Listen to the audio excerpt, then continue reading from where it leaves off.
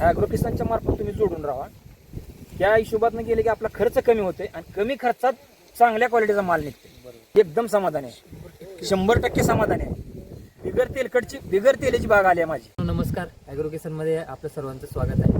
मित्रांनो, आज आपण गावडी दारफळ तालुका जिल्हा सोलापूर या ठिकाणी आपण आलेलो आहोत.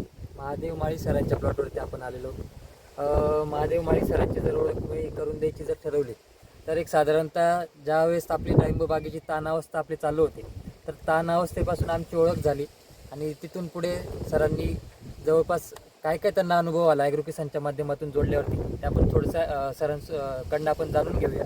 सर, आपला परिचय करून द्या आपल्या शेतकऱ्यांना आणि तुम्हाला ॲग्रो किसानच्या माध्यमातून कशा पद्धतीने अनुभव आला ते थोडंसं आपल्या शेतकऱ्यांपर्यंत सांगा. नमस्कार, मी महादेव माळे. मी सरांना जानेवारीपासून फॉलो करतोय. जानेवारीपासून जूनपर्यंत पूर्ण फॉलोअप केलं. अजिबात काय अडचण आली नाही, तक्रारी कसल्याच नाही आणि एकदम सोप्या पद्धतीत मार्गदर्शन आहे सरचं. त्यानंतर आता जर आपण बाग जर बघितली, शरद किंग ही व्हरायटी आहे, तर लोडही अतिशय चांगला आहे. तेलकट डाग वगैरे कुठलाही नाही. साईजमध्ये अतिशय चांगला बाग हा आहे.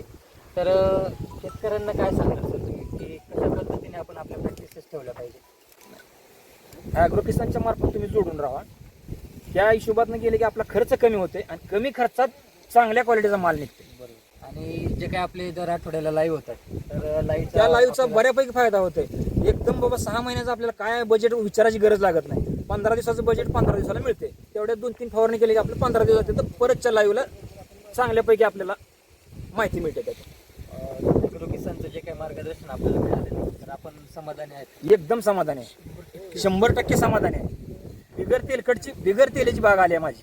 तर या ठिकाणी सरांच्या एकाच प्लॉटवरती सरांना आपण मार्गदर्शन देत होतो. तर सरांचे आपले त्यांचे शेजारील पण शेतकरी होते. सरांनी या मार्गदर्शनामुळे त्यांना सुद्धा आता आपल्या ॲग्रो किसानच्या ग्रुपमध्ये सहभागी करून घेतलेला आहे आणि इथून पुढे नक्कीच आपण सगळ्या डाळिंब उत्पादक शेतकऱ्यांसाठी असंच काम पुढे चालू ठेवणार आहोत. धन्यवाद.